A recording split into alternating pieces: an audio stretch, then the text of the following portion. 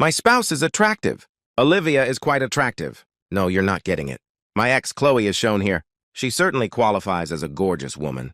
She loves having sex. She curses, shouts, and scratches. You have the most incredible, amazing sex with her. Yes, it was. Olivia, though, acts far more composed. However, she becomes really heated in bed. She's all on fire. Her cheeks are flushed. Her skin turns red. And she rushes about as if in delirium. The first time this happened, I was scared. He started asking if she was feeling well and whether she should call a doctor. In short, I behaved like a fool instead of satisfying the passion of the heated girl. I was worried about her health. She was scared herself. This was also the first time this happened to her. And we actually went to the doctor. I was afraid of harming her and was worried about her health. But they explained to us that this is normal. Well, of course, not very normal, but within normal limits. That's just the way her body is. Now, when she gets hot, I know she's ready. Throughout the entire process, I try to make Olivia feel comfortable. I don't crush her with my 150 pounds, but lean on my elbows and knees, kissing her lightly. But at the very end, in order for it to reach the top and explode on it, you need to lie down. Then, then she rushes about like a bird in a snare, moves and sometimes bites. If you think Olivia is the perfect woman, don't be fooled. If she gets something into her head, even the most obvious stupidity, then even a bulldozer will not be able to move Levy from her position. In such cases, I refuse to argue and give in to her. The lack of resistance has a somewhat sobering effect on my Peshechka, and she, more often than not, admits her mistake. She also smells like a pear. I've never been interested in the name of her perfume, but Livy very accurately chose her scent. Dim, not persistent, non-aggressive, but exactly what it should be. Strange only to her, delicate and thin. I can tell her apart from millions of other ladies just by the smell. Why do I recall these kinds of events? In essence, small items. Most likely because I adore Olive. I can't get enough of this chick. I just could not live without her, if we ever had to part. And yes, she is my wife. And we have a daughter, Eileen. She is 4 months old and has already started to sit up on her own. And Eileen is the most important part of our lives. Then comes our intimacy with each other. And after, everything else.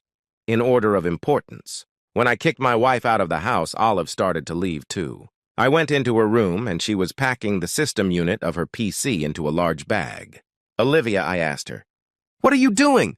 "I'm packing my things," she sighed. "Why are you packing things? Am I chasing you?" "Well, after Chloe won't live here anymore, Olive, you're not bothering me at all. I hope I'm not causing you any trouble either. Think carefully. Where will you go?" "Back to Mom. In Dwayvest. In this outback. There's probably no internet there either. How will you work there?" I don't know." And just tears. She was 21 years old then, but in essence, he is still just a child. I hugged her. "Girl, you have nothing to do with what your aunt did. Forgive me for accusing you for shouting. It just hurt me. It hurt a lot. But in fact, you are not to blame for anything. Stay. I beg you. There is enough grief in this house for one more person to suffer." "Well, are you staying?" She nodded in agreement without raising her head. "Very well. Sort out your luggage, pack up your computer, and while I go make us some scrambled eggs and bacon." Scrambled eggs and bacon were probably the only food I knew how to make. "Don't," Olivia said quietly. "You keep drying out the bacon. I'll cook something myself," and she went to the kitchen. That evening we ate meat in French style. Very tasty, by the way. When I kicked Chloe out of the house, she said no, but what did you want? I caught her in her own bedroom with her colleague, Macon Deacons. They worked at the Independent Regional Hospital. Chloe is a hospital administrator, and Macon is an aspiring practicing surgeon. The guy is 4 years younger than her and me. My wife started having a midlife crisis a bit early. I hit her lover twice in the face. He fell and passed out. Severe concussion. Chloe screamed like a siren. She didn't say anything. She just roared so loudly that I wanted to turn down the volume.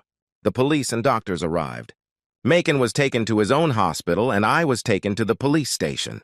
The next day, the court set my bail in the amount of $5,000. And I left the same day. Mom contributed money. I was given an order not to leave the city until the investigation was completed. You would think, where the hell am I going to leave him? I have 2 high-rise buildings being built in the center, commissioned by the municipality. My mom is something. She was part of the leadership team of the third wave feminist movement from its very beginning. That is, since the 90s. The third wave of the women's protest movement had slogans and demands that were completely abstruse. Nobody understood them.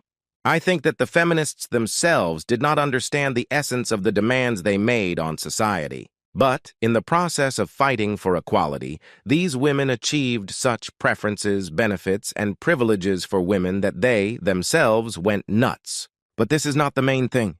The main thing is that Mrs. Lorraine Galbraith had acquaintances throughout the Confederation.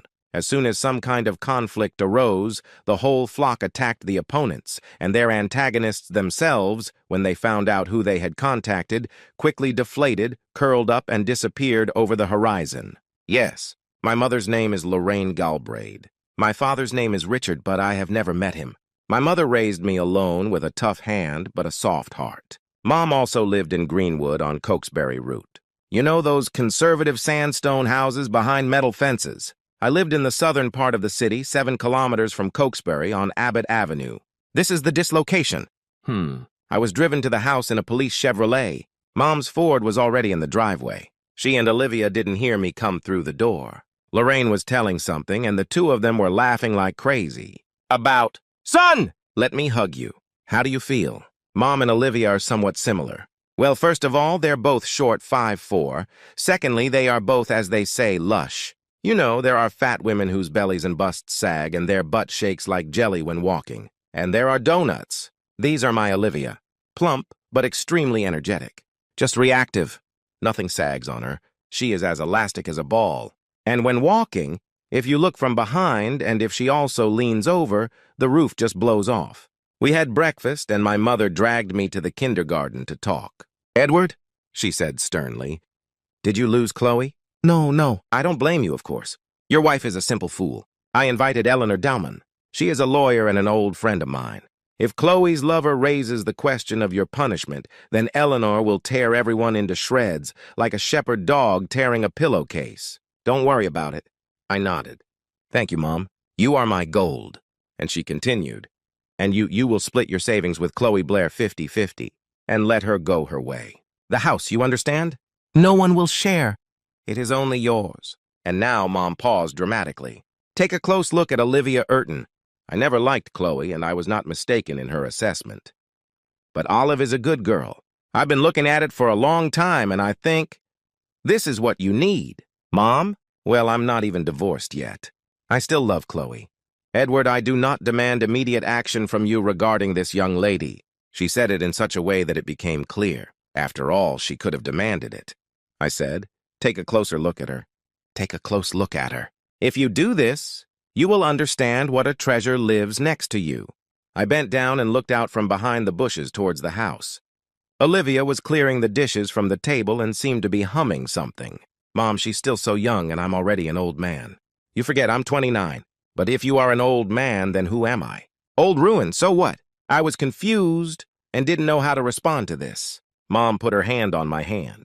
"Eddie, son, you are an adult and I don't want to interfere in your life, but I have the right to worry about your future and give you advice. My advice to you is to quickly stop loving your unfaithful wife and build a new happy life with that little one over there." She pointed a finger behind her back. "If you don't do this, then I will consider you a fool and myself a bad mother." We sat in the garden for a while longer. The heat had already begun to rise and we returned to the house.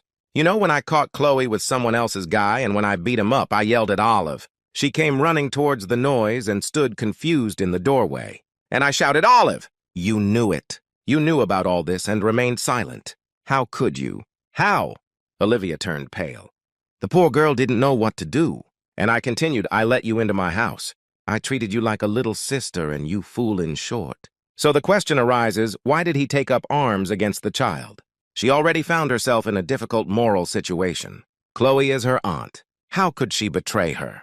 How could she ruin her marriage? Later, she told me, "Eddie, I couldn't hurt you. Physically, I couldn't." It was beyond me. Everything is correct. What was there to shout about? The wife should have been better monitored, and the child should not have been accused of complicity. I confess I'm an idiot. Here's the story. It's still good that I didn't let my tenant go at that moment. Olivia had already completed 4 years at Washington University in St. Louis. She received a master's degree in design and computer graphics, and in the same year she began collaborating with the publishing house Greenwood Publication Group. Therefore, it is convenient for her to live in Greenwood. And my wife, her aunt, invited her to live with use for now. Still, one room was empty. Moreover, the attic was free. She was paid well and could afford to rent a place. But no one pushed her to change her place of residence. No one demanded money for accommodation. I didn't mind. Let the girl live. For example, I liked the way she cooked. It didn't work out very well for Chloe. And Olive sometimes produced masterpieces. My Livy is an artist. No, really. A real illustrator. At that time, she was working on the design of covers for technical books. And then Olive received an order from the New York publishing house Avon Book to illustrate a book by the writer Roland. I've seen these Oriental-themed illustrations of Japanese samurai gracefully cutting each other and hugging beautiful geishas against a backdrop of cherry blossoms and swirls of sea foam. Beautiful. Now that we have been married for 3 years, Olivia received an order from the U.S. government printing office. I think my wife is a good artist. At least I admire what she does. After my mother's order to pay attention to Olivia, I really took a closer look at her. Well, how could I? Ignore my mother's instructions. Olive felt my attention and began to behave. Well, you know, the way a girl who wants to please behaves. She started wearing short dresses. Sometimes she flashed before me in a transparent nightgown. And one day, the strap of her top slipped off her shoulder and almost completely exposed her breasts. Ooh, guys, this is at least a size 3. Women. And I realized that Livy is beautiful. Not the brilliant beauty of socialites. Not the seductive charm of ladies of high society. No. But her face, her plumpness, her smile harmoniously merged into an ingenuous, effortless charm. And I loved her. The sheets are not yet cold from my first wife, and I have already given my heart to another woman. I guess I'm a dog. One day, it was in November, there was a rainstorm outside the window, and I was lying in my bed with a book in my hands. Olivia, wearing a see-through nightie, stood at the open door and hesitated. Classic situation. Night, thunderstorm, woman is scared. Olivia, forgive me for my tactlessness, but tell me, do you want to sleep in my arms? Yes, just like that, he asked frankly and directly. Olive blushed, then turned pale, then tried to say something. I patted the bed next to me. Or here, my joy, and she carefully lay down, put her head on my shoulder and pressed her whole body. Olivia loves to kiss. She loves this process. She just melts from hugs and kisses. With ecstasy, she falls to my lips, which seek her lips, and is thrilled, thrilled, thrilled. I once, completely by accident, timed it. We kissed incessantly for 22 minutes. And then, during a thunderstorm, she pulled away from my lips and whispered hotly, I love you. I want you. I've loved you for a long time. Oh. My heart belonged to little Olivia. At that moment, I did not know that some problems awaited me. We kissed like teenagers, but when I took more decisive action, Olivia panicked. No. Eddie, no. Please. At first, I was angry. Did the girl decide to give me a boost? But after a second, I realized what was going on. Liv, baby, haven't you had a man yet? She sighed convulsively and shook her head slightly. Livy, my sunshine, are you a girl? Yes, sorry, I'm afraid. I collapsed back onto my pillow and tried to calm down. Olivia lay as quiet as a mouse. Livy, I began, I don't want to hurt you and I will never hurt you. Can I just kiss you? Liv sat up and readily took off her shirt, and I kissed her all over, taking her to the top twice. Then he hugged her, relaxed and sweaty, and fell asleep. We destroyed her virginity surgically under local anesthesia. Then we waited 2 weeks for everything to heal. I took her to a restaurant, a movie, and a bowling alley. We walked holding hands. We went boating with her on the Saluda River to Lake Murray and back. We fished in Greenwood Lake and camped overnight. We were involved in romance, yes. And then, already at the beginning of December, I stirred it up so that it burst into flames. That night we were both scared and nothing happened. Well, as I already said, let's go to the doctors. And then our sexual madness began. Chloe and I were divorced in 2002. The day before the divorce, I turned exactly 30. That evening, I took Olivia to Reverie, one of the best restaurants in Greenwood. And there, kneeling in front of my Livichka, I opened the box with the ring and asked her to become my wife. We kissed like school children to thunderous applause. This is such a soapy story. About a week later, we were sitting on my mother's terrace, drinking vintage wine and chatting lazily. Still, how good it is that I accidentally returned home and caught Chloe in the act of debauchery. I can't imagine how I would live without my Levy. I reached out and stroked my wife's knee. You can't rely on chance in life, answered my mother. You need to plan and build your life yourself, otherwise nothing will work. Mom, I objected. But there is also a place for happy occasions in life. Mom just chuckled in response. I explained, no, really, here, look. Then, with the chairman of the construction committee, Magnus Sullivan, I went in a Carolina Rover to inspect the vacant lot for the construction of a boarding house. Then he had to take me to the city hall. Look at the soil replication and the soil water map. But on the way, Magnus's wife called and said that she felt bad and needed a doctor, and he rescheduled our meeting for Thursday. When I got home, I realized that this was a happy accident. After taking a sip of Italian Rosso from her glass, Lorraine's mother paused to reflect. My longtime friend and political buddy is Magnus Sullivan, together with his spouse Cornelia Sullivan. I called her, and she was unable to turn down my insignificant request.